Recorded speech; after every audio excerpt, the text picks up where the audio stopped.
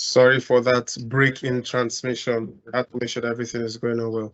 So, for all the panelists have made you presenters so that you can share if you want to share at any point in time. Without wasting time at all, I'd like to invite our very good friend and brother, Dr. Orji Obiora, to take the stage for the next half an hour at least and destroy all the distractions. Over to you, brother. Thank you so much. Well, it's funny that you've put a timeline to it. Is it too short? So Do you want to yeah, do 2 hours? well, or longer. Well, yeah. So thank you so much for having me on this program today. I've followed the development, the Balenciaga series over the last. I think it was last year we started with this. So Yes, last April, last year, February.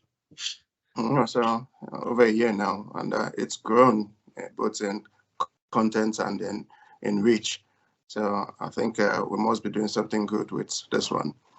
Um, um, just to recap, my name is Obiora Oji.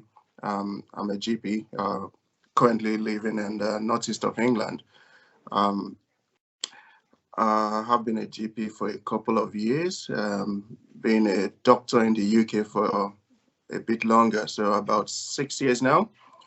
And obviously, before then, I was in Nigeria.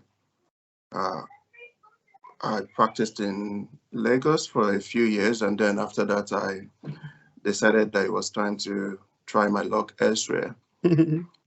So um, today, we will be essentially exploring our individual journeys and looking at things that we all have in common.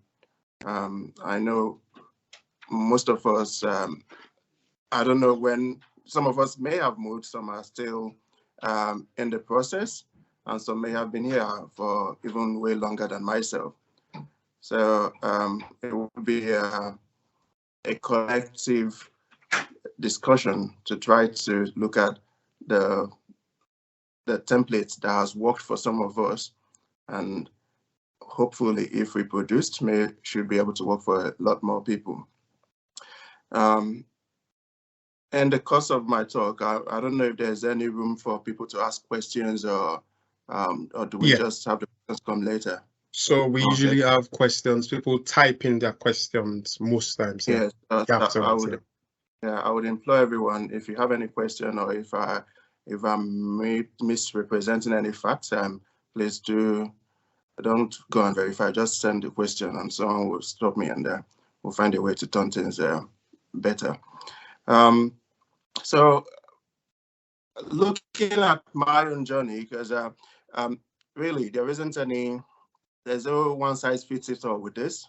Everybody has his own trigger points. At what point they decided it's time to make the move, and what were the militating circumstances for that person.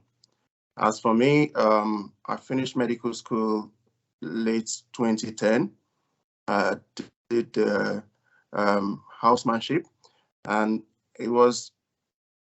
I'll take you back to when we were doing. Obviously, at the end of the med school, there's a yearbook, and clearly in the yearbook, I was the editor, but we still had a room where people had to mention what they wanted to train us, and most people had the highfalutin things, the anesthetists, sorry, Dr. Balogun, the physicians, big things.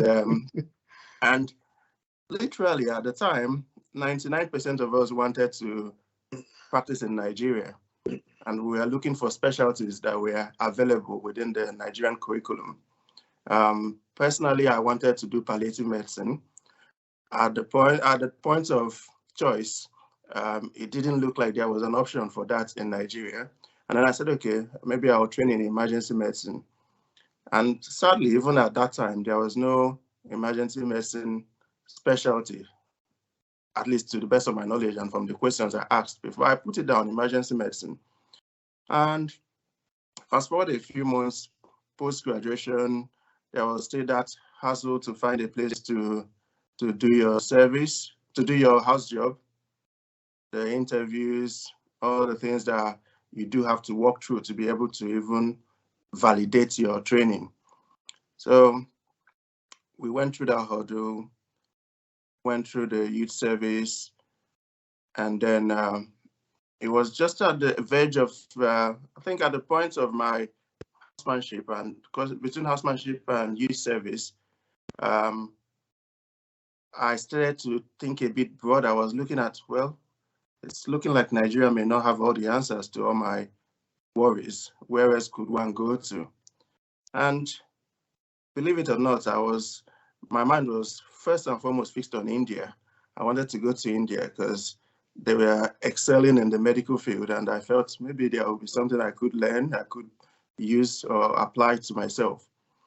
And at the time, again, there was no channel that I could take to take me to India. And then I had to ask questions. I had colleagues who were mostly bent on doing the training in Nigeria. Most of them, all my setmates, all of them wanted to get into the residency. So eventually we moved past that phase. I actually did try to start to, I did my primaries in Nigeria.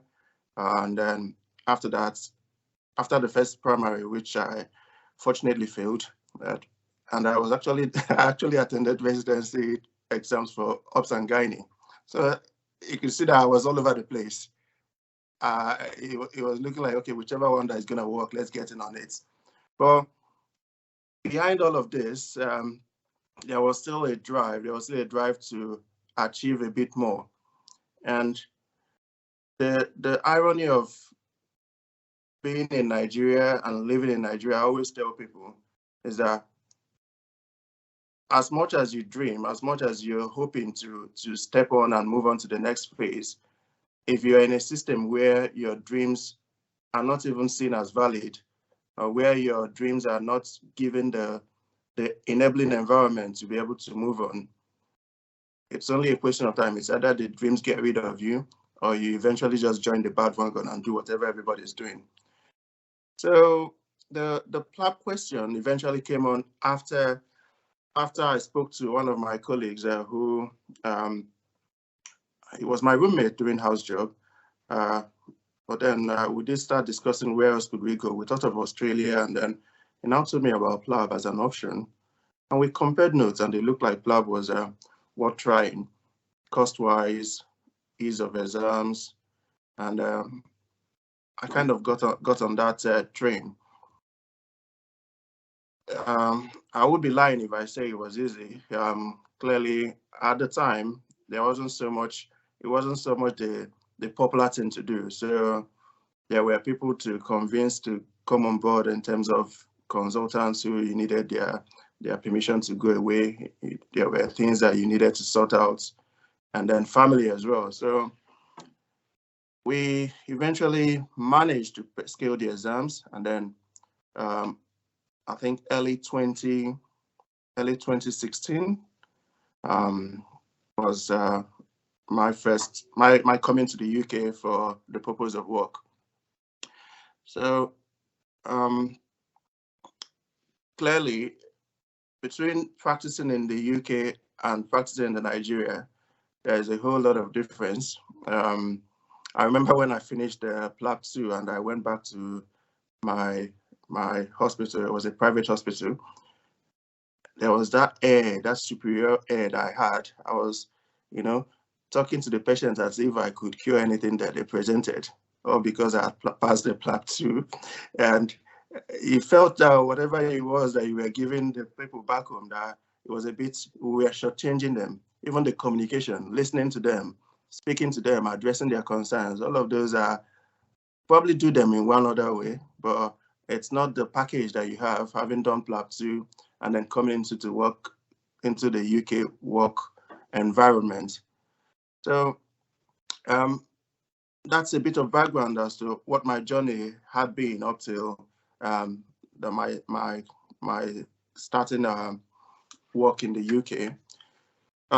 for the purpose of today's conversation, there's no way we cannot exhaust a 6 years journey in 30 minutes. But I'll try to put out a little question, just things to poke your minds and see if there's no way all of our priorities will be the same. I believe that if we have the right set of if we understand what our triggers are, what are the things that are important to us, then it will be easier to put the right foot out. In the end, the outcome we want is that every person who's made the journey, who's made the transition from outside of the UK and has come in this country should be able to thrive, should be able to hold his ground, shouldn't have to worry about whether GMC is on their back or not on their back. He should be able to flourish really in this country.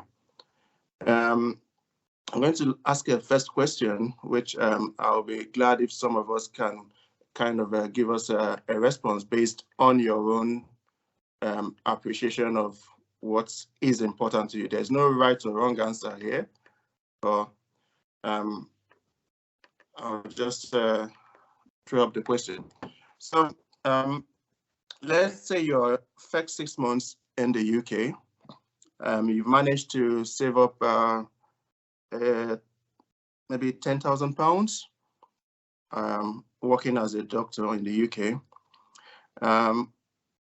Can we just, there are a few options I'm going to give out. So if everyone could identify what they would do, what would be their first interests? So would you, A, put down a down payment for a car? Or B, would you save for more? Or C, would you consider mortgaging?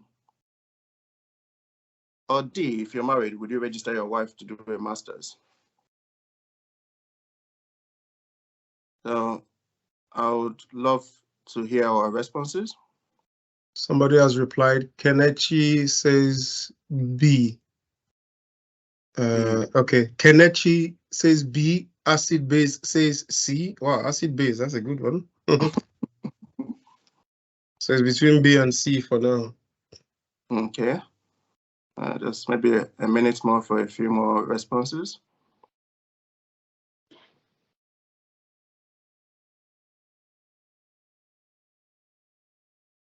Someone says mortgage. Okay. Cholu says save the money. Save more money. Yeah, save more money. Yeah. All right. Like I said, there's no right or wrong answer. Yeah. Our priorities will always differ.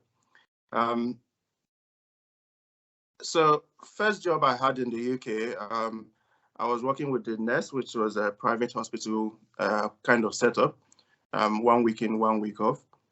And fortunately, they had a standby house where they had the RMOs live. Still, even more fortunately, the person I was exchanging duties was a Nigerian. So we were comfortable in each other's company. So I found out that those first 6 months, I didn't have to rent. I didn't know what bills were. In fact, I was shocked when I eventually moved into my first 1-bedroom house, and they told me about council tax and stuff. So all of those I was totally blind to them. I had no idea. But what as convenient as that plan was, obviously, if you're living in that kind of package, you cannot make certain applications because you don't really have an address. It's just a transit place. So, but how you settle in does matter. If some of you may have had a softer landing than others, but it doesn't really. And what I'm trying to say really is that it doesn't determine the outcome of your journey, but it helps if there are assets, if there are people, if there are things that can give you that softer feel to the transition that you've made, living in Nigeria, living whichever country you used to be. It might be a relation, it might be a sharing a block of flats with flatmates. Whatever it is that at least eases the tension, whatever you save out of that, you would eventually have to use much later. So there is growth. From day one up till now, there's been transition from 1 bedroom, 2 bedroom, 3 bedrooms, and it will keep growing. That's what life does to all of us. So there's no need to be kind of too much in a hurry, because like I keep saying, and I will say it in my local parlance, say formal that, well, that means good things will never finish. So no matter how you think you are, or how deprived you think you are, or how you think you've arrived, there are still better things ahead. So back to the question about what you would do with a £10,000. For me, so I lived in London the first 6 months, and if there was as much awareness or orientation or all the noise that we make these days about people investing money, using money to at least have a stake in something, honestly, I think I probably would have tried to get a house in London, or even if I can't get the whole house, get a part of a house in London. Between then and now, I'm sure the house would have tripled, quadrupled, or it would have been an amazing investment at that time. But obviously, it was my first few months. It was my tester period, so I didn't do any of that. I kind of glazed through it and then moved away from London. Well, for most of us, where there is money to be spent, you should be able to separate an asset from a liability. You should be able to look at the things that if time does pass, does this become better? Does this become more valuable to you? There are no ends to new cars. There are no ends to new phones. They will always produce newer ones. But what you need is the assurance that as you get older, both in the profession and the country, that you've got a few things to your name. You've got a few things that you can take to the bank as a wherewith, and they will listen to you. So that's one bit of knowledge that you need to put to the fore. The country is, it's, I don't know, it's a country that if they could charge you oxygen tax, they would do it. I'm sure someday they will introduce that. Just for breathing oxygen, we'll probably be paying something. But by and large, there is still room for excellence. There's still room to chase anything that would put you on a different pedestal. So I keep telling, so I had a friend who, over time, in this past few years, she would always be complaining, this country is cute, this country is messed up, that, this, that. And I told him what another elderly friend told me that a country that you run down can never bless you. There is no way you can be blessed by a country that every day of your life you're using your mouth to say this country is messed up, this country are racist, they are this. Good and fine, there may be all of that, but you do have to know that for everyone who's made the move, you've made the move for a reason. It might be militating circumstances back home. It might be just the need to better yourself. It might be a search for money. So you do need to give yourself that leeway. You need to make out room, both subconsciously, both intentionally, to better yourself and to invest in the things that would take you away from the consumptive to the new phase that you want to be. So that's one of the things that I think we should all reflect on. Like they always say, the way I approach things, the way I look at I think for many of us, we tend to just get on with the flow. I think most of us feel, well, it's not work, we'll go to work now.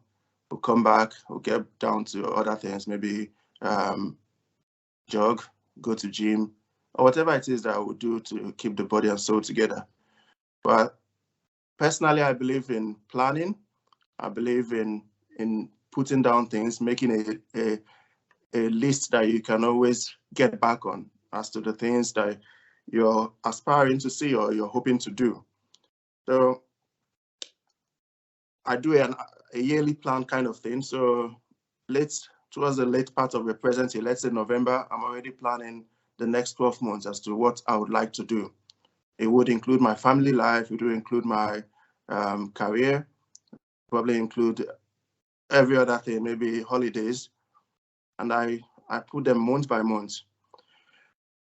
Subconsciously, what this does for you, I'm sure everyone or most people do this, but what it does for you is that without meaning to, you find that your life tends to tailor along those plans. So there have been years where I've done this and I've not gone back to my template, that plan, until maybe mid-year. And I look at the things I've listed, and without knowing it, I've done like maybe 80% of them. And I did intend to, I had no plan to do them. I just listed them. I knew I wanted to do them, but the timing, the way they had come, I had no hand in them. But it just gives you something to checkmate yourself. How far have you come? First quarter, second quarter, third quarter, and then build from there. So there's always need to try in your capacity, no matter how busy you are. You know what your ultimate goals are. You know what you want to be. You know what you want to do with the next few years. Put it down somewhere where you can always reflect on it, look at the things you missed and the things you can improve upon. So that's another essential ingredient to what I believe is my own life in the UK. Furthermore, obviously, I believe that everyone has got a hobby. So you've got the things that are interesting to you. Personally, I do like to write. And if anyone was to take something away from me that will hurt me, it would be my ability to express myself, to write, ability to put down words. So for some other person, it might be music, it might be blogging, it might be anything at all. What living in the UK helps you. Of course, we've come from an environment where sometimes you want to do something, there's probably no light, or there's no fuel in the gen, and things like that can minimize your productivity. But I found that the years that I've been here, it's easier to schedule an activity and get it done. It's easier to say, I want to complete this task by this time. And there will be no question of, would there be lights, or would I be caught up on a traffic jam? All the things that unintentionally just ruin your day. There are fewer of those living here. So once you're settled in, once you've got a grip on your job, it may be helpful to look back at the things that you really enjoyed doing, even when times were tougher, even when you were elsewhere, even before you came to the UK. Look at the things that you derived intense pleasure from doing. And then most times, those are the things that make us happy. So do not, I tell people, do not give up on the things that you love. So find a way, schedule them as well, be intentional about them, make out a time, make out a place where you can revisit those dreams. And then when you've picked up on those, work is going fine, home life is going fine, your personal hobbies are working all right, then it's really, the sky becomes just a stepping stone for you. So I think these are the few things that obviously have helped me. I know a few friends who over time we've discussed their own progress. Some of them have also recorded success following that kind of template. So like I said, there's no quick fix, there's no panacea, but if there are a few things that could be picked from what I've said, maybe you could apply them to your own personal life. All right, I'm happy to have questions if there are any. Yes, thank you so much for that good intro. I think your question has, of course, everybody would like to hear that word money. So that question has really triggered a number of things in the minds of people. Well, sorry, including me, because £10,000. I'm thinking of 7-8 ways of investing £10,000 if I get it now. So it's not my fault in any way, shape, or form. So somebody has asked a similar question. Ogushola Moyi, Ogushola Enoch. When you are done, Doc, kindly advise based on your experience how to spend your first £10,000 in the UK. So you might just want to share your own perspective. I know you talked about you could have bought a house and everything, but you know how we just shed more light on that, please. Yeah. So with regards to our first 10,000, let me see, where was I when? Yeah. So I think my first job over that 6 months, I was able to save that or more because I also looked like mad in that first 6 months. So what I did, because at the time I knew I hadn't really established, I wasn't in a permanent place. So I did save until I moved on to training. And then I eventually put it as part of my down payment for a mortgage, a residential mortgage. Now, what I would have done, because obviously that was what I did, which many of us, my peers, did. But what I could have done, given that what I had over time was enough to even do more than that, like the down payment, how many percent did they want? But I could have easily found a way to get a mortgage. I said it earlier, to get a mortgage in London, in that city where I was at the time, even if it's a part ownership. That's what I could have done. Some people, I think that there was a question at the time about investment, whether it's good to get a rental property as your first house or should you get a living place. Again, it all depends on your personal circumstances. I did play with that idea, get a first house as a rental property outside my area of location. But I think my wife talked it away from my head because clearly she did think that our home is best first. But it depends. If you're single and there are no wife influences, maybe you can buy a house on rent and then eventually next savings, you get your own house. They all have their pros and cons. Yeah. Thank you so much. That's a very good one. Getting mortgage, you know, for a property, either you want to live in or rent. Truth is, whichever one you decide to, it's really, honestly, very, very helpful because, I mean, like you said, if you had gotten even if it is a 2-bed apartment in London 6 years ago, I mean, do you know how much you'll be raking in Manchester alone, where I live? That goes for an average of 1,100, you know, in a month. So we're talking about London. So that is a fantastic one. And some people have had some good income in the first 6 months or 1 year they come to the UK, and they don't really know what to use the money for. And they just begin to buy things and buy things. Now, it's not wrong to buy those things, but what value is he adding to those things, if you know what I mean? So it's always very good to have this in mind, you know. Someone has a question. Okay, someone that just said 2-bedroom now goes for 1,800 in London. Wonderful. That's minimum, you know. So I'm glad we're all doing the math here. You know, it's huge. It's huge, you know. And having in mind that there was a housing crisis where there's still a housing crisis in the UK. It started 6-7 months ago. So it's huge, huge, huge. Someone has asked a question. Eya Ogbona John says, "What's your advice regarding professional advancement?" I think I'll pass this to Share to answer this. Also, not just Share. What's your advice regarding professional advancement here, considering a situation where some of us have spent some years in specialty training in Nigeria before coming here, only to realize it may take up to 6 or 7 years to get the training done here? So who wants to go first? Shaya or Oji? You can go first and then I'll top up. You need to unmute your mic. Sorry, Shaya. Hey, hi, yeah. So, very lovely question, and I've heard this question again and again. And every time I'm asked this question, what I say to the people is, are you quitting medicine? If the answer is yes, then 7 to 8 years matters.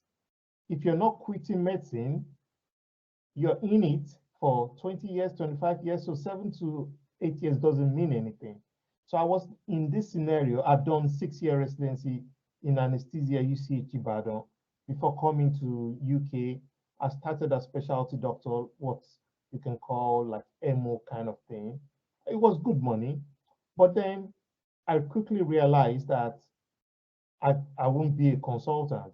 And I just felt like, so after so long here, I cannot get to the top of my career. I said, that's not for me. So within a year, I started changing my plan. Like Obiora says, you keep, your plans are dynamic.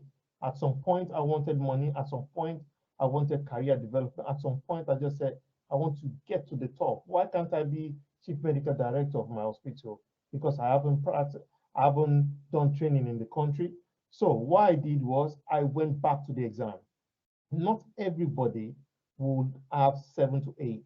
I started from the middle ST3. If I'd started now, I would have started from ST4 because the program is changed. So you're talking about 5 or 4 years of sacrifice, of getting that thing. As soon as before I finish the exam, before I finish the training, I've done the exam. And I can tell you, opportunities opened from the next day. First, my hospital changed my locum rate from 47 to 74. I was supposed to go for interview for air ambulance. As soon as I mentioned FRCA, they said, don't turn up for the interview. When do you want to take your first flight? So things will change based on taking that step. But then different people, different things. So 7 to 8 will only apply to somebody who has not started training. If you started training, you will enter from the middle. In PIPS, you will enter ST4. In anesthesia, ST4. A lot of people can do that. So it doesn't matter because you still be in medicine anyway. So what is it? Obiora, over to you. All right. Yeah. Good response. Good response. Yeah, I think it's a question we get very often.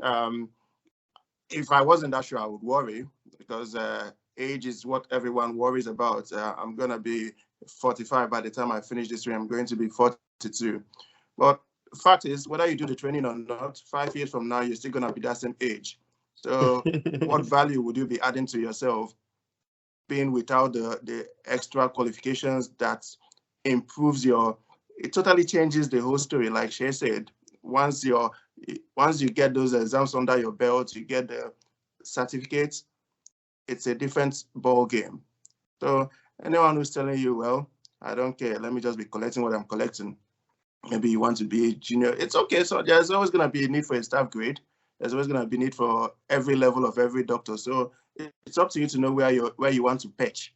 But just know that wherever you are, you can always shoot higher.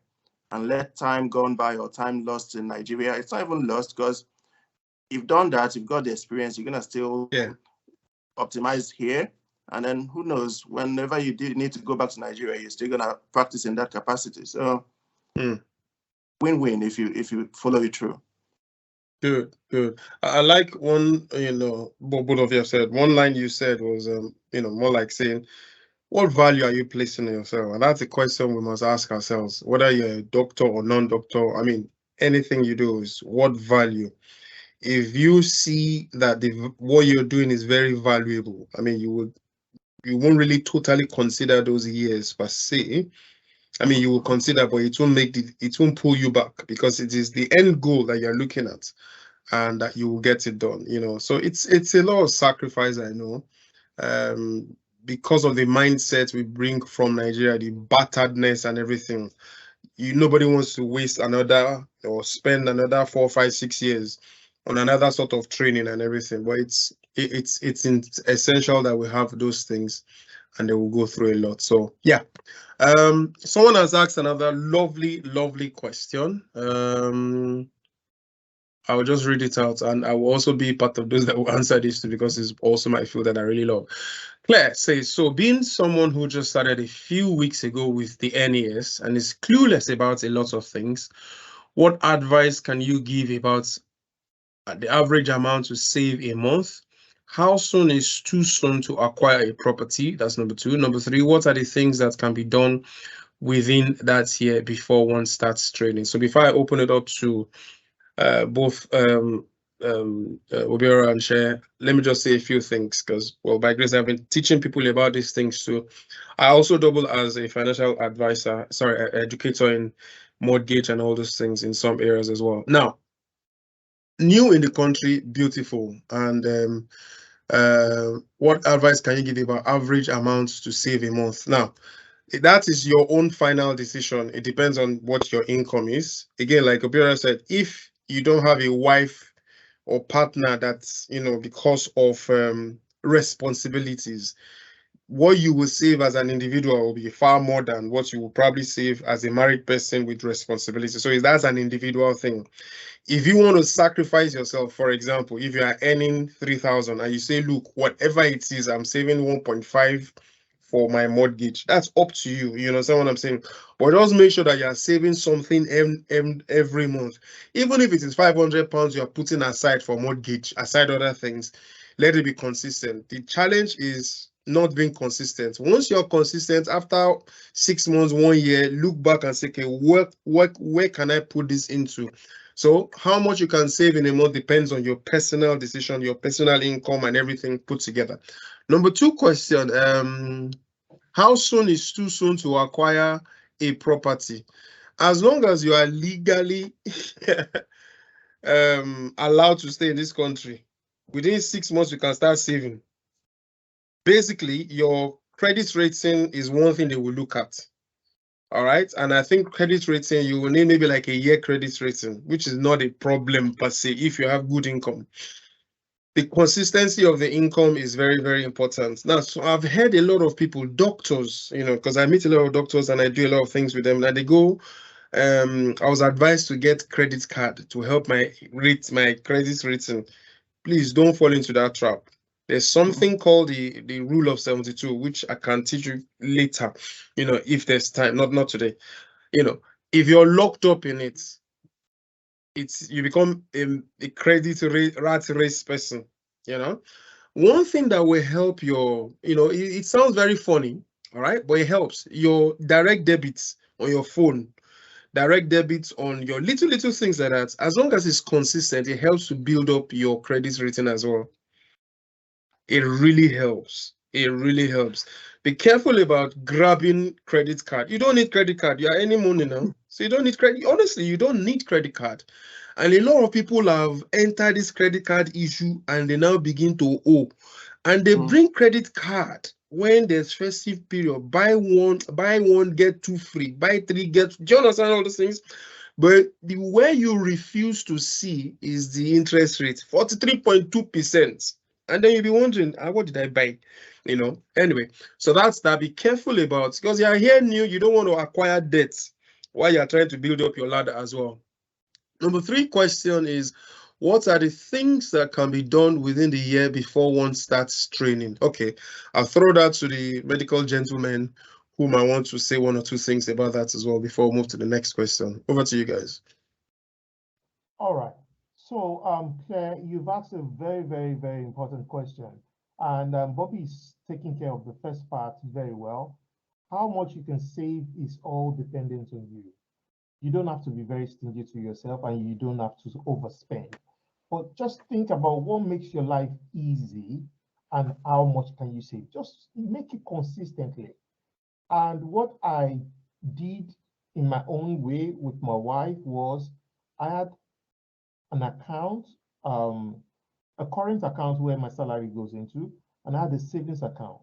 And we agreed that whatever money we don't need to spend for that month, we move it to the savings. Of course, sometimes we have to renew visa. Then we have to then spend the money. But at least you can see a substantial increase. And you can say, okay, it was 5,000 last month, it was this month, like that. Sometimes emergency comes, you need to send money home, you then take from there. Or at least you know that you're not spending everything. The other thing I would say is how soon to acquire property. As soon as you have the money.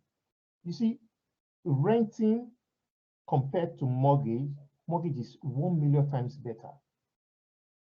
1 million times better. But the only thing about getting a mortgage is you have to put a deposit down. if you can get the deposit, you will see the difference. Apart from paying lesser amount of a mortgage compared to rent, the house is increasing in value. So most businessmen, including myself, after 2 years, house is increased in value. We just take the large chunk. That's the easiest way to get 60,000 pounds. Easiest. I ask people, how long do you think you can save 60,000? It's going to take you more than 6 years. But if you have a property, every 2 years, I can easily take 50,000, 60,000 out of properties and invest in another house. So that's that. Then the last part, you say, what can you do before one starts training? I really, it depends. What did I do before I started training? I knew I was in anesthesia. I'd done anesthesia in Nigeria. I was still in anesthesia and I was going into training. I knew that my salary would drop. So I had a plan to say, okay, I'm dropping my salary because I'm going to training. So to balance off, I need to do maybe 2 locums every month. Essentially, those you get more than that. So by doing those extra things, I was able to kind of get even. And a few things, Obiora has talked very well about life in UK. A few things I will just add to that is the people you meet when you arrive this country, they can make or mar you. If you meet people, you're just landing and you're meeting people who just say, oh, this country is hard. This country you cannot save. This country, they will drain you. You just go with that mentality. And you just go, in a way, you just start acting the same way out. So try to move with positive people. Try to find out the truth about things by yourself. Not every information will be given to you. You meet people who understand this thing. And also, I always advise doctors, always network. People will say, oh, you know a lot of people. It's because I go out of my way to meet people outside medicine. It's not all about work, home, church, work, home, church. I'll go out of my way. I'll go to dinner party if I know I'm going to meet influential people. When I get there, I'm meeting everyone, I'm shaking hands, I'm exchanging ideas. I'm like, okay, this person, we exchange numbers. And one day, somebody asked me, oh, I need somebody in IT. I'm like, I met this guy at the dinner. I'll, just make extra effort to network because the value, sometimes something you're looking for over 6 months, somebody will just make a phone call and say, oh, I have a friend who does this thing. I'll send him a call. I'll make him a call. And so try to go extra way and be positive. And don't just be in the UK and say, I'm just working and going back home. Don't live to work, work to live. Don't let your work define you. Your whatever you do as a doctor will only give you a salary. And if salary stops, we're 2 months away from penury. So you're broke. If they stop paying my salary and I don't have any business, in 2 months' time, I will be bankrupt. So you have to always have a backup. Obiora here has done something very fantastic. He's had this idea over 2-3 years about car wash, and it's come to fruition. If you know how much he will be making on that, I'm sure very soon he will tell GMC to get up. Obiora, I need 2% in that business. All right, over to you, Obiora. I can make it 3%. I don't mind. Okay. Thank you very much for that. It's really vital, really, really important to know these things because one determinant factor in everything we do in a new country, especially when you start making money, there's a tendency that you want to spend. There's a tendency you want to buy. You have some money and you go into a mall and you see a red shirt hung somewhere, and that red shirt will be winking at you, winking, just buy me. Don't buy it. That's because when you buy a red shirt, you enter red straight. You understand? You don't need red shirts before you make heaven.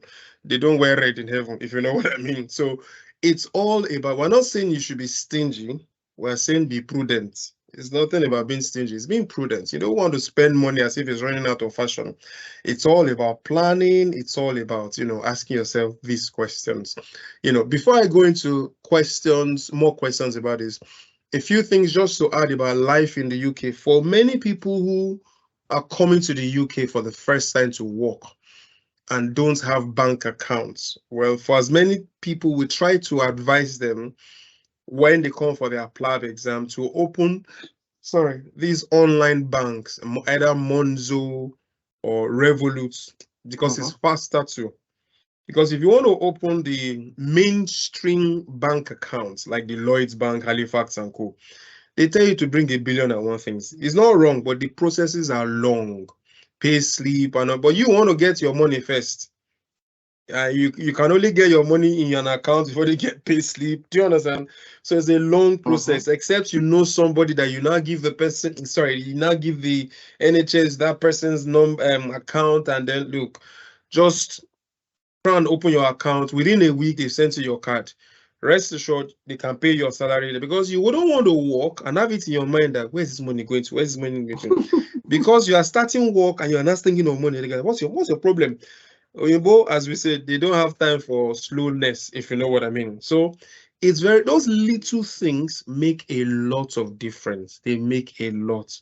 Very, very important. Another thing we try to tell people, if you're coming to the UK, after your exams and you go back home, for those who are outside the UK, and you don't use your SIM, when you get to the airport, just get a SIM card straight.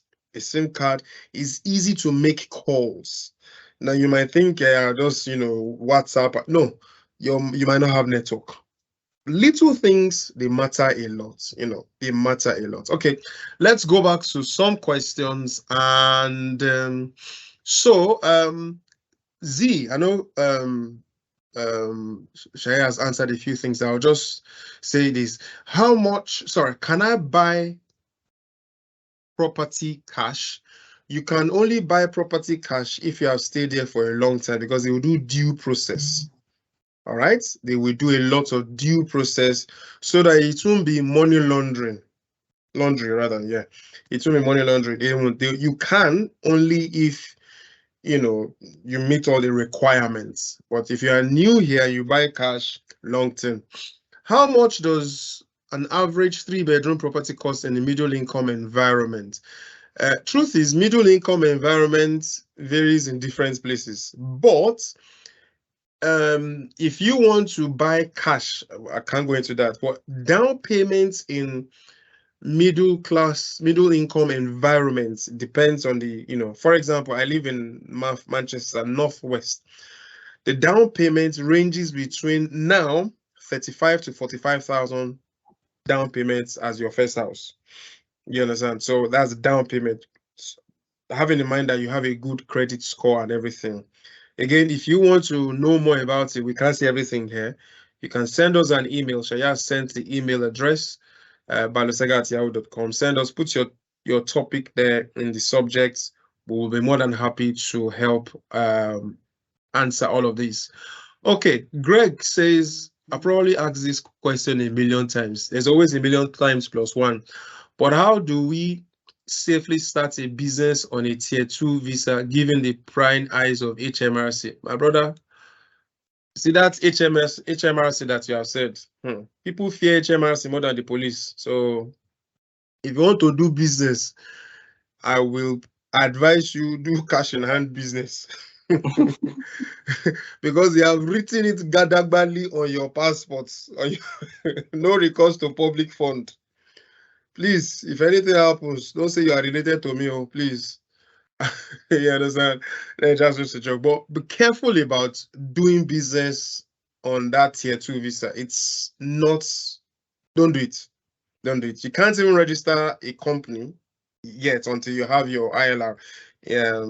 What's the full meaning of ILR again? Indefinite leave to remain. Sorry, yeah.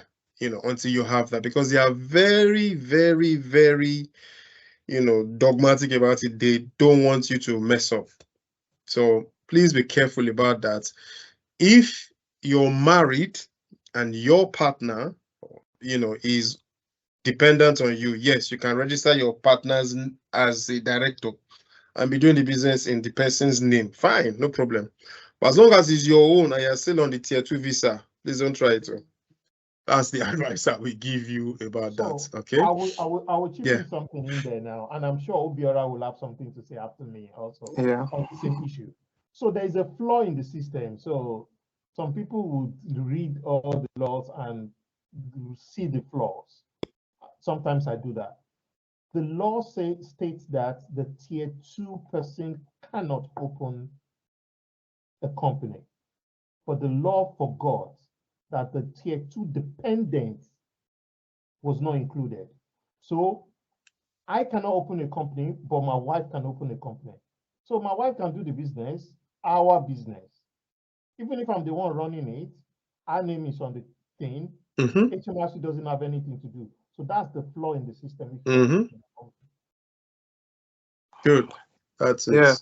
Yeah. So, well, I don't know. I know there are restrictions.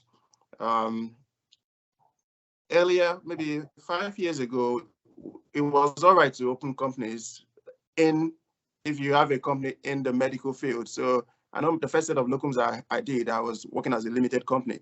And then they brought up the IO 35 at the time, skewed things a bit, and then most people went to umbrella companies. Even CleanPay that I currently operate Time Watch with, I opened it in 2019. I was still a tier 2 visa holder. So I might have played the blind eye to that part of the law, really. But I won't be, everybody won't, I never had a HMRC issue on that. But it's not an advice. This is my own experience. So I survived it.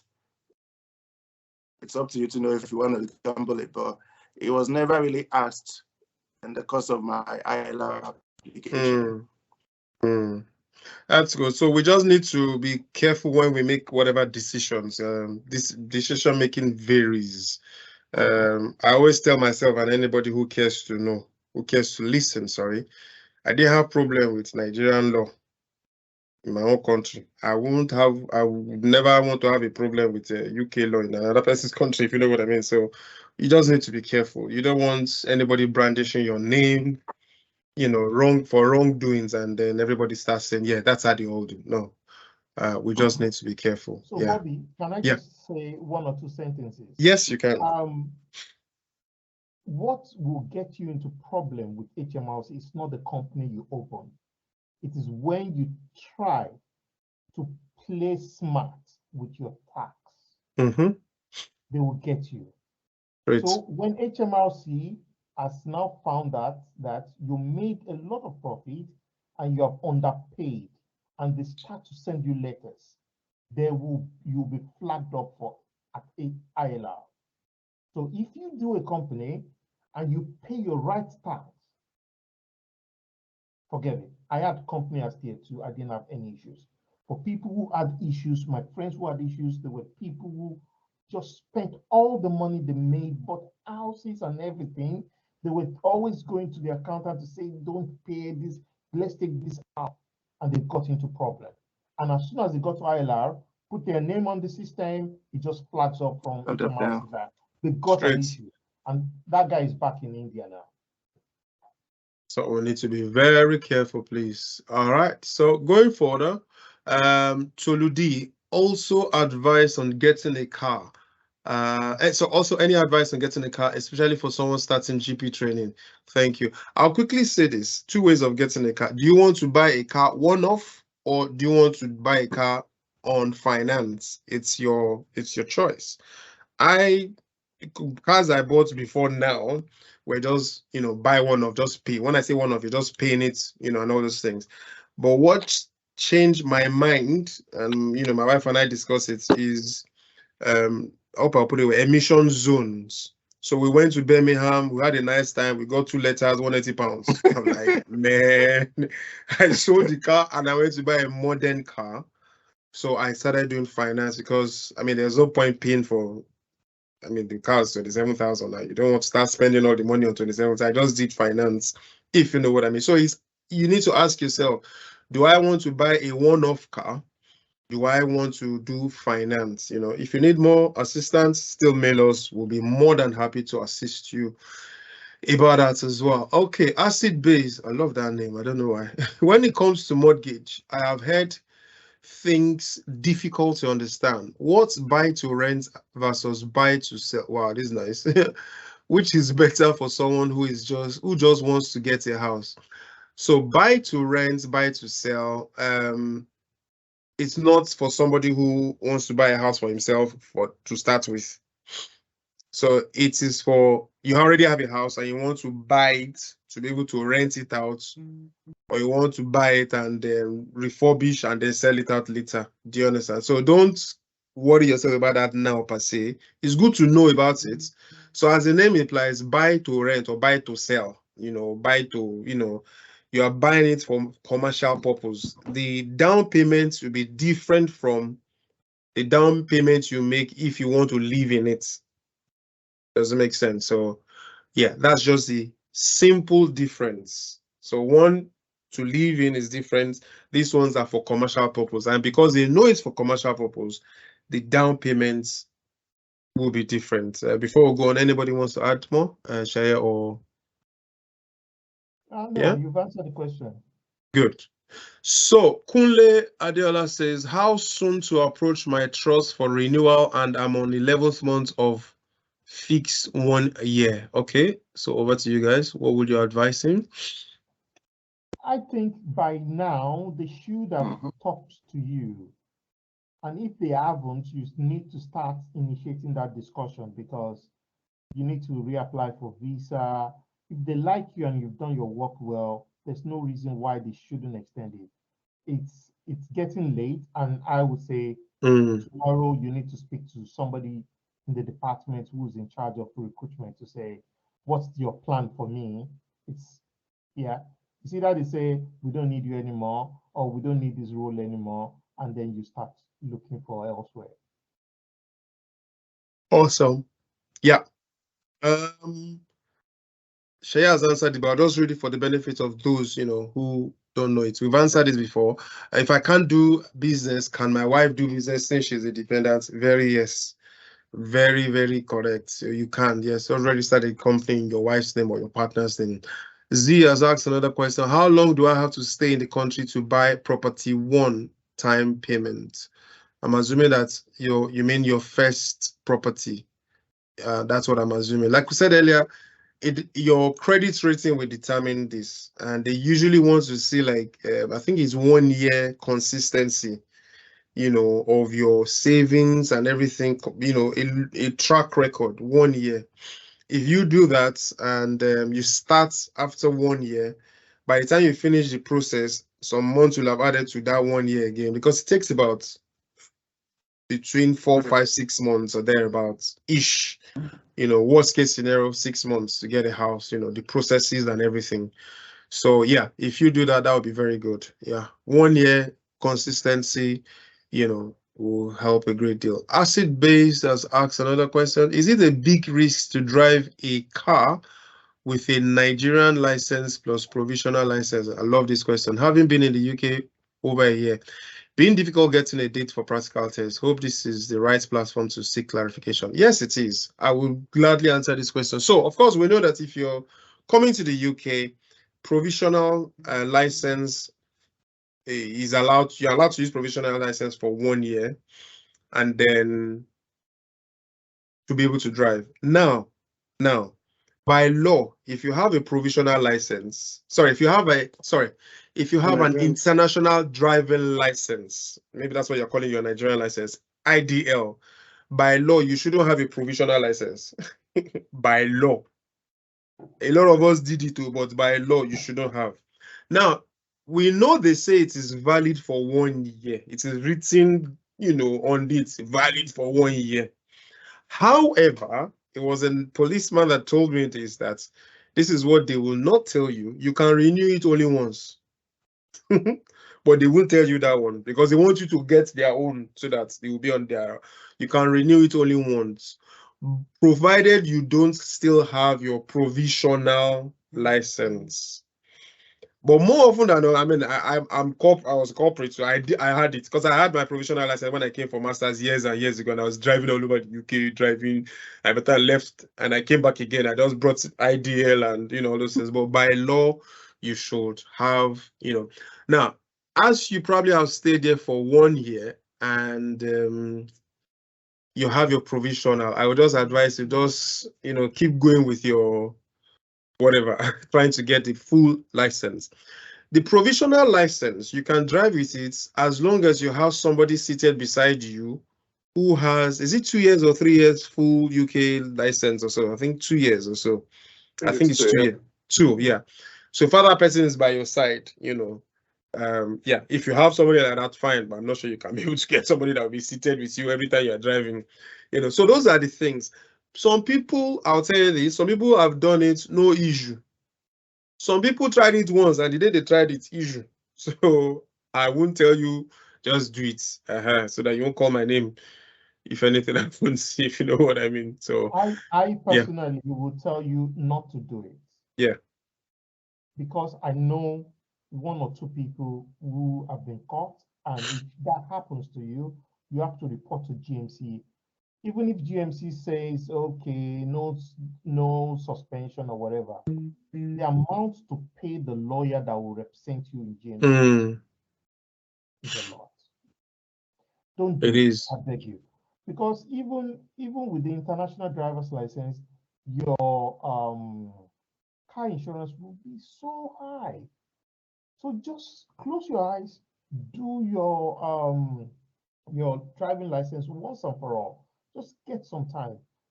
I couldn't get a date for driving test, but what I did was a friend told me an area far away from my side with a lot of roundabouts. People don't like going there to do driving test. The day I wanted was the day I got it.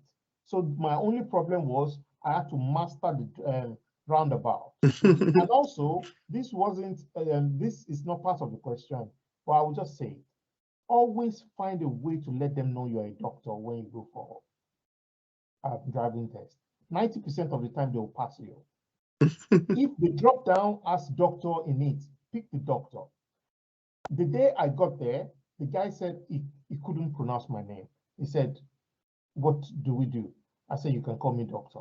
And everything we talked about on that day was my on-call and everything. I didn't drive well on that day. But he said, doctor, you passed. I was shocked. So remember that. Remember to let them know you're a doctor. That is tactics.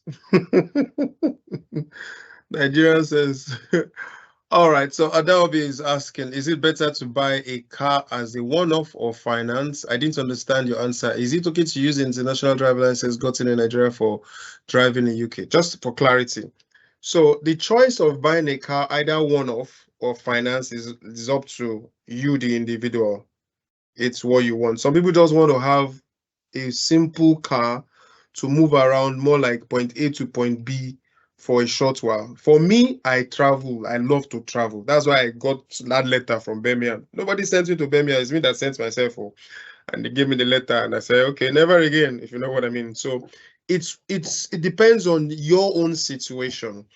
If all you do is community or your neighborhood, driving to work and back, markets, a few streets away, just buy a simple car that is a one-off payment with a good 2535, 4,000 marks. You get a simple car that is good, But if you are driving with in and out of all those emission area and your engine is 10 years old, trust me, they will start telling you to start paying combustion charge and all those things. Even those in London will understand what I'm saying. So it's your choice. It's really your choice. About driving license, like we just explained, even if you come newly with the international driver license, start driving, yes, but aim to get the British full license as fast as possible. Yeah, okay. Ezine has asked a question. Sorry if this is an obvious question. How does having a savings account work? Does one have to open it with a separate bank and set up automatic transfer? Also, does it earn interest? If yes, is it automatically taxed or does one have to file it with HMRC? Now, I'm assuming that this question is personal, not business, because HMRC and all this. So I'll try and take it from the beginning. How does having a savings account work? Just open one. Like I just said earlier, if you can open one with all the Monzos and all those things, they are easier to open. You just want a good savings account. Very easy. If you're opening Monzo, please don't click on business accounts. Because when we see business, some of us get excited and just choose business. And they tell us to bring tax return. And like, tax return, which is tax return again. So just put private. It's always very good for that. And set up automatic transfer. Yeah, you can set up transfers, when you have your account on your app. Very easy. Is it automatically taxed, or does one have to file with the HMRC? Can you answer that, please? That would depend on what job she's doing. If she's on a PAY job, then the tax she gets deducted at source. Yeah. So there's really nothing. It depends. We need to know more about her circumstance. Exactly. So that's more about that person. Does it earn interest? I think it depends on the account now. Interest rates have just been increased in the last 3 days or so to 5% or so by the Bank of England. It now depends, I think, on the accounts. Current will not have any interest. Savings will. Savings will, yes. Children's savings will earn more. More children's savings. Thank you for that clarity. So it's not a one-off thing. There are different different accounts that have different percentages of interest and all those things. Yeah, good one. Can someone get married without traveling back home and do paperwork for the person to come over as a dependent?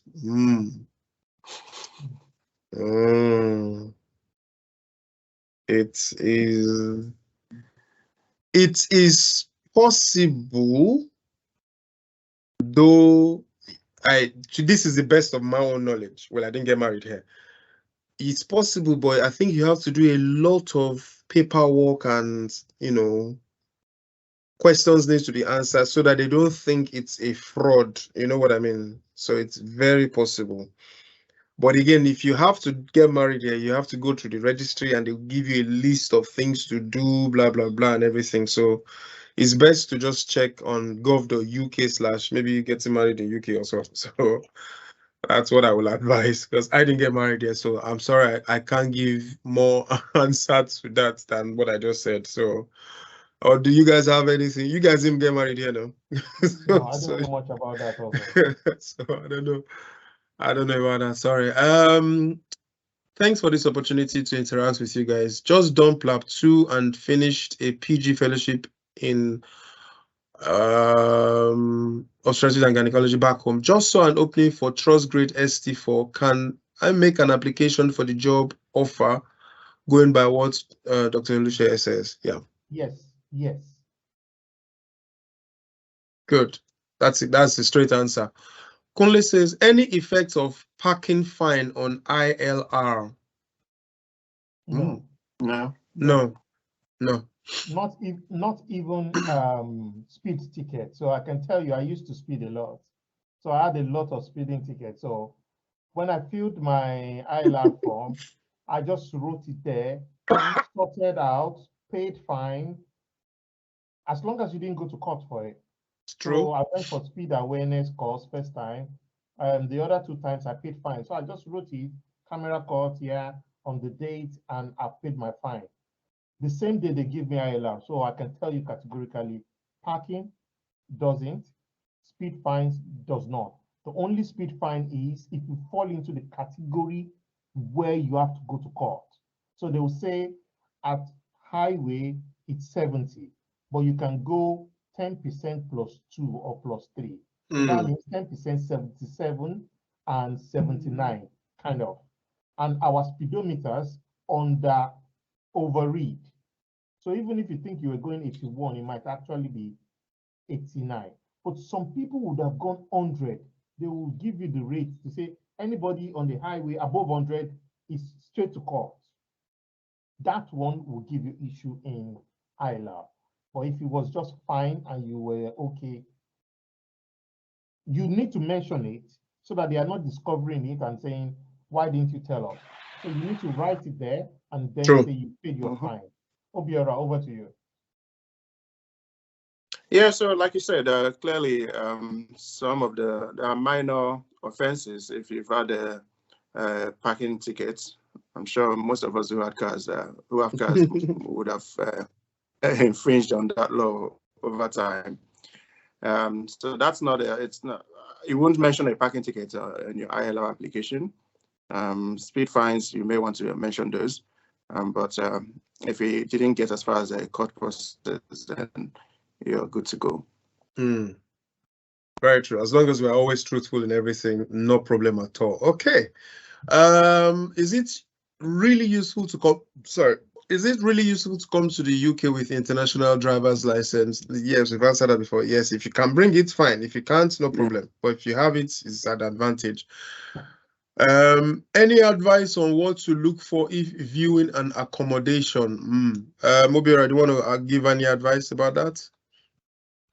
All right. So viewing, clearly your personal interest. You must have seen the house online, noted a few things. So the essence of coming to view would be to be sure that the things you saw online are there, and then ask a few questions personally. Some people feel that coming in that environment, you will know what, the houses I've got, once you go into them, you feel that like this house is mine. I kind of get that feel. If it's mine, you feel that welcoming feel, the atmosphere that would make you want to go the extra mile and live there or buy this. So that's an extra. So some subconscious communication with the house can happen. Things to personally look out for. Schools around the area you might have looked that up before you made that visit, or even before you showed interest. What the neighborhood is like. Ask questions. What are they like at night? Find out. Again, if you're renting, you would want to know if they would tell you who the landlord is and how the last tenants moved or how long did they stay. So you find out what their retainership with tenants is like.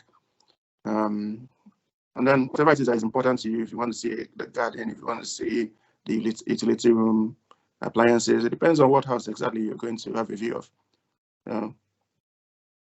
Good. In addition, Obiora has mentioned the key factors.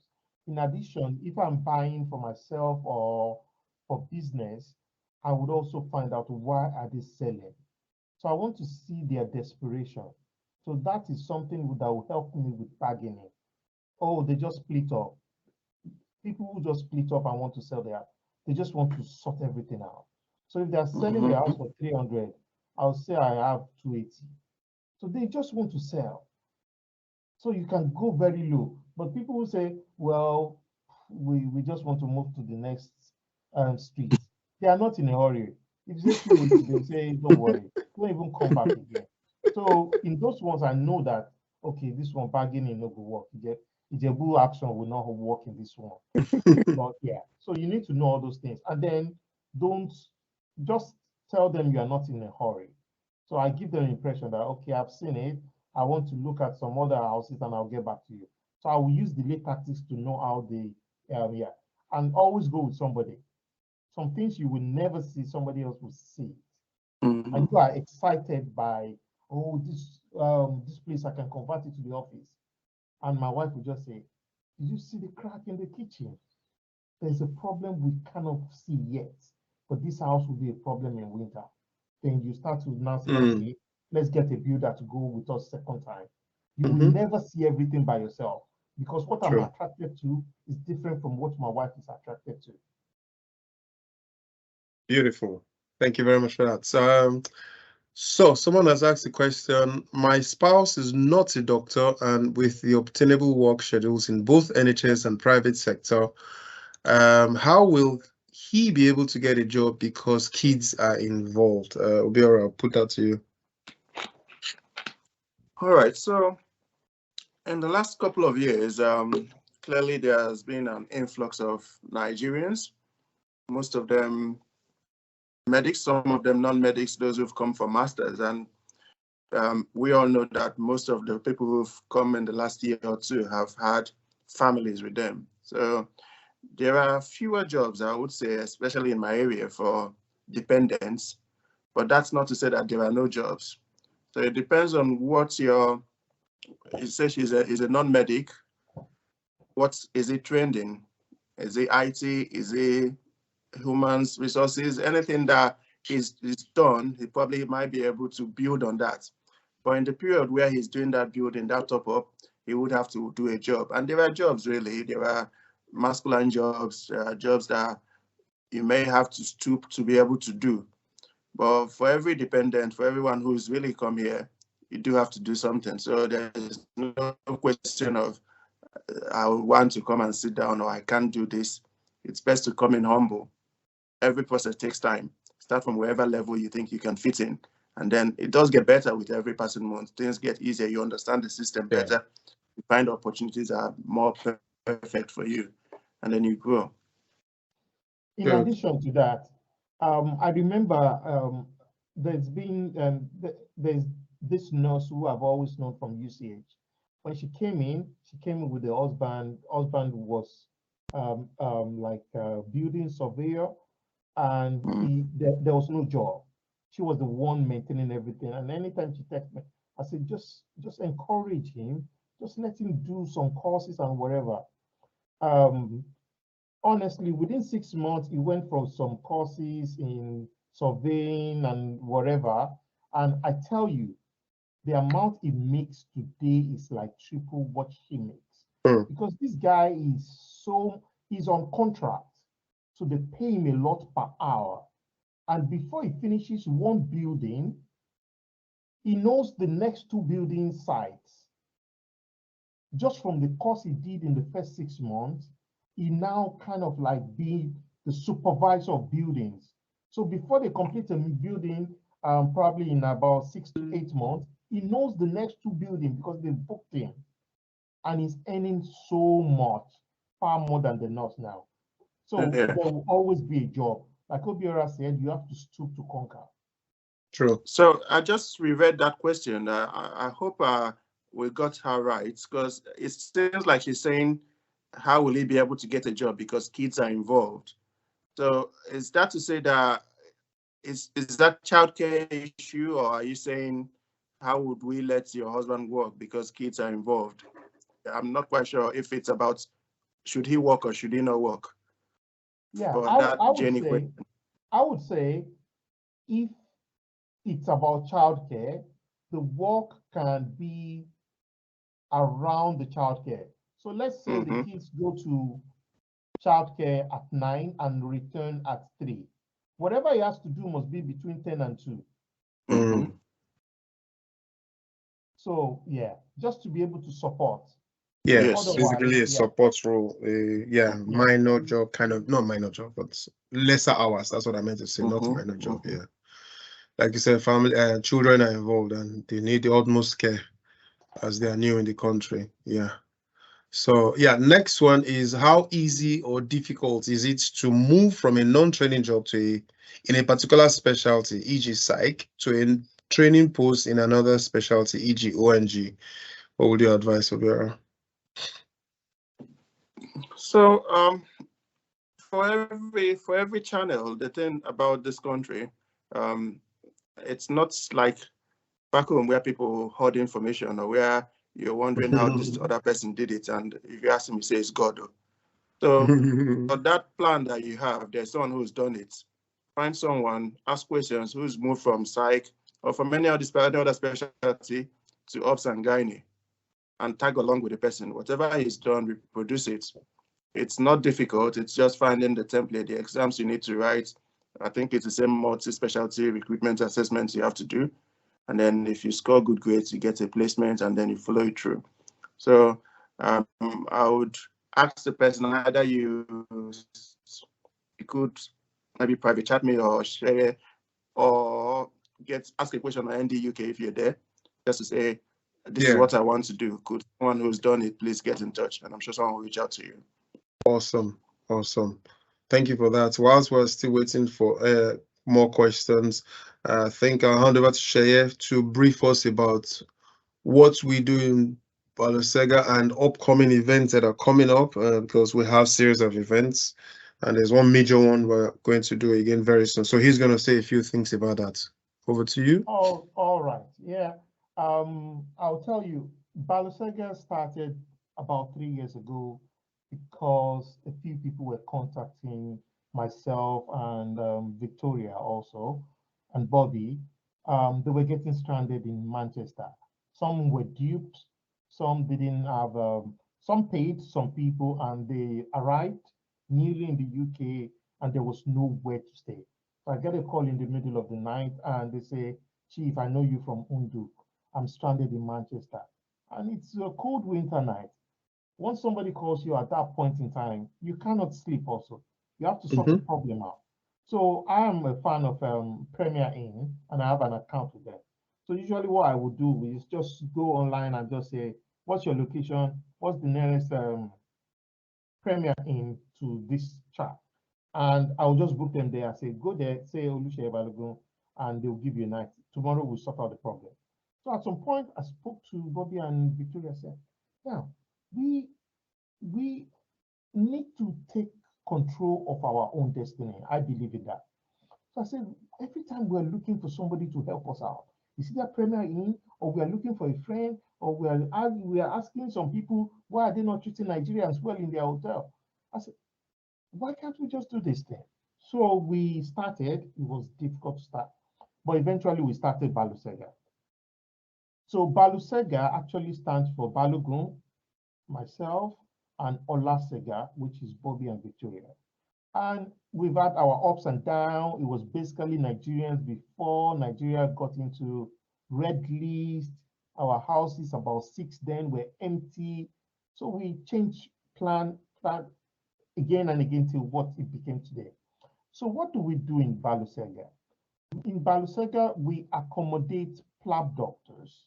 We have accommodated nurses, and we are also accommodating other professionals now.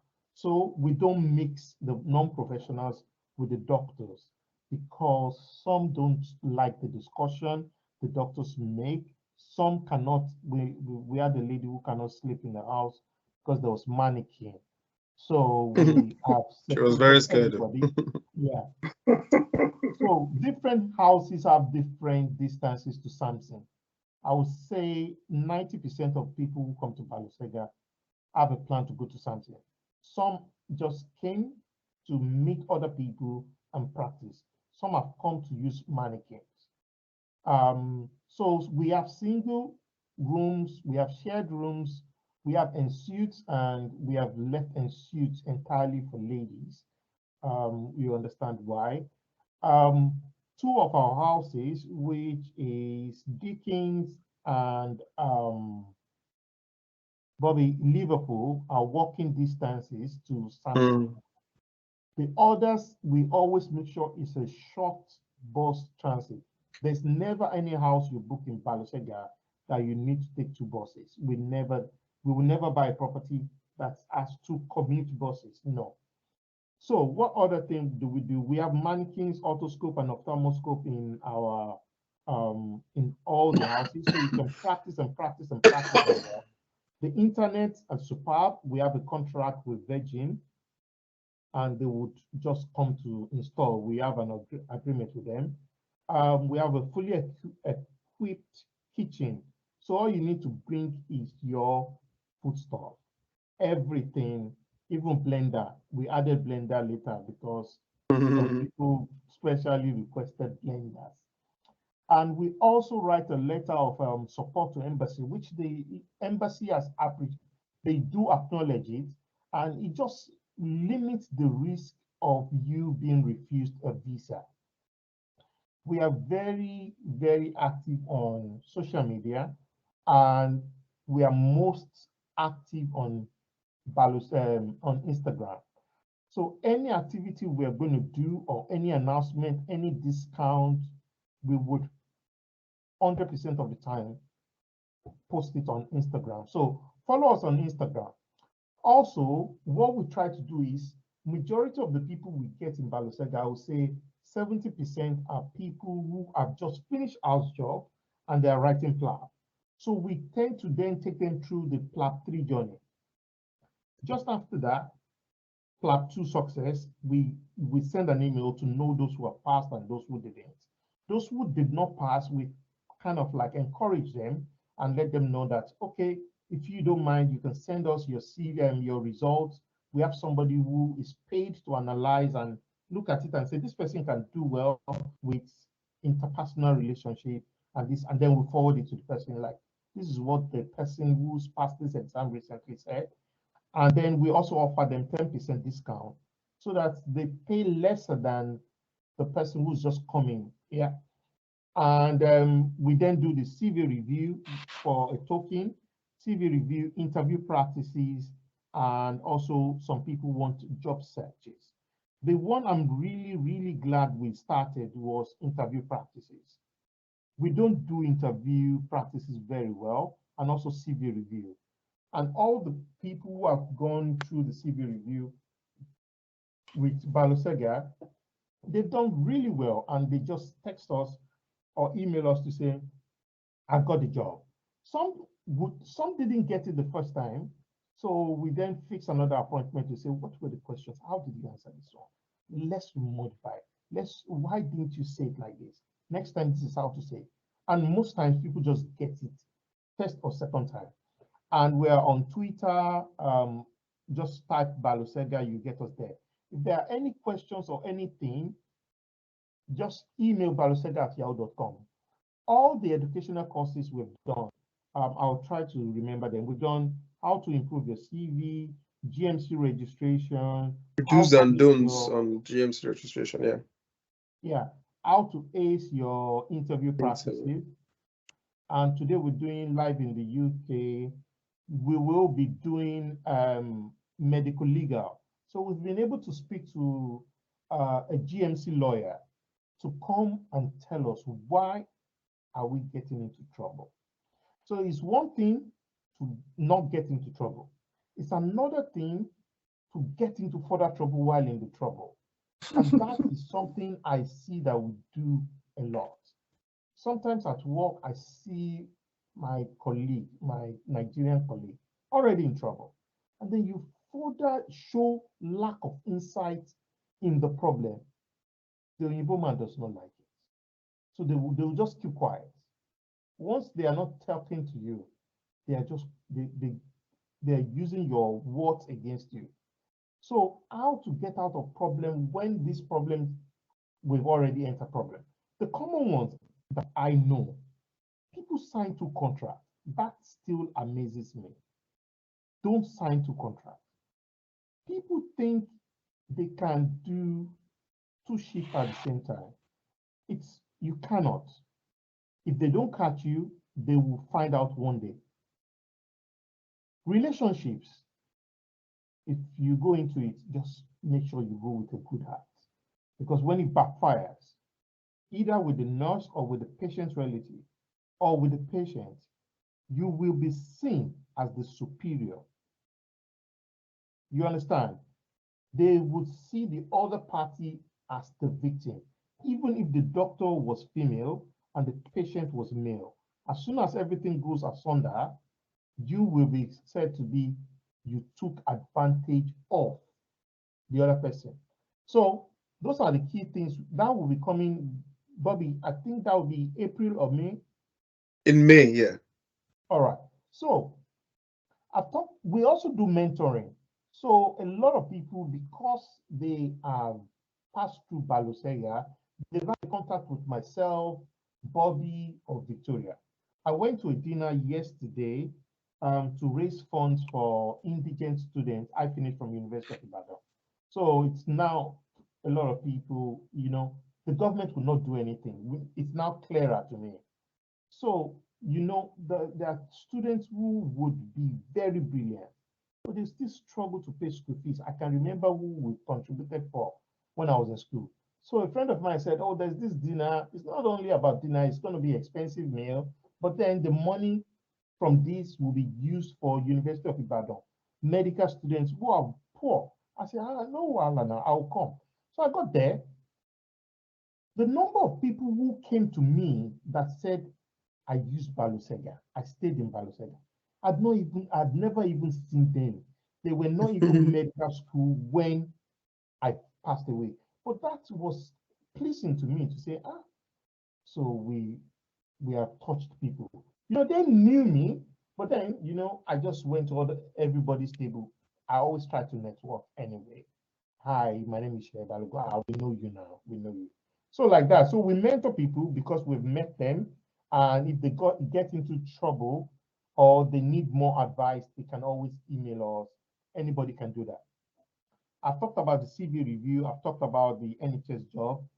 Victoria will talk about the audit and quality improvement because we found that was lacking in most CVs. We also help people discuss their career and job. We have a discussion with them because you need to apply for the job that suits you, not just any job. Occasionally, I get people who say, "Oh, I applied for a job of specialty doctor. Now I'm afraid they have offered me."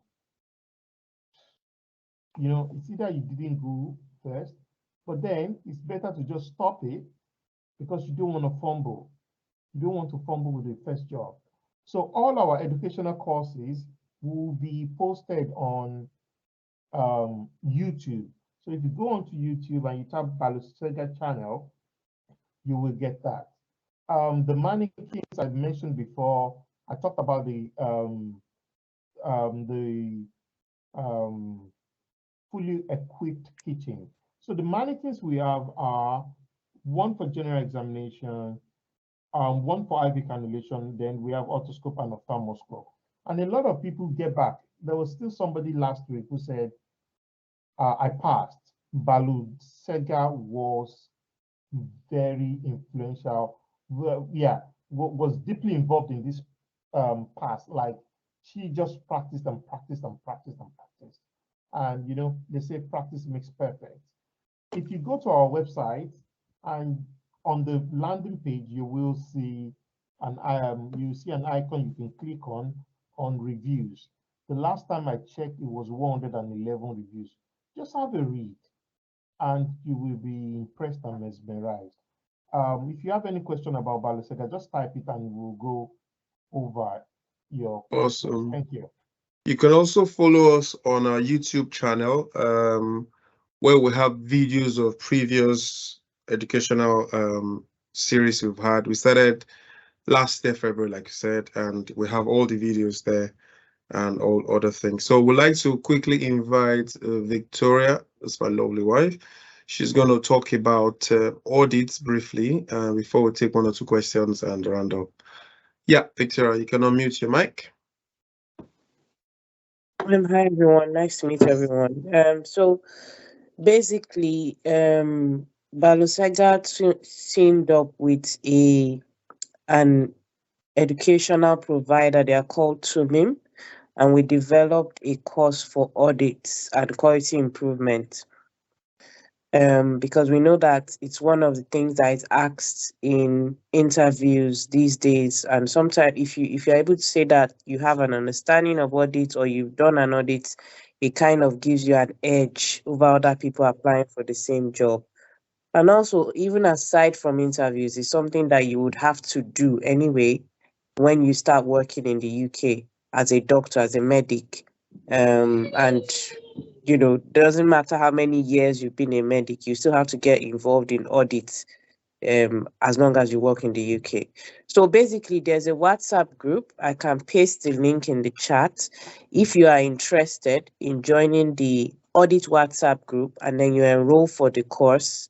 And once you do the course, you should be able to know how to carry out an audit of your own. Yeah, I think I'll just pause. Thank you. Thank you very much. Thank you so much. Yeah, you could paste the link and we'll take it from there, please. We'll take it from there. Thank you ever so much. Good. All right, just I think one or two questions.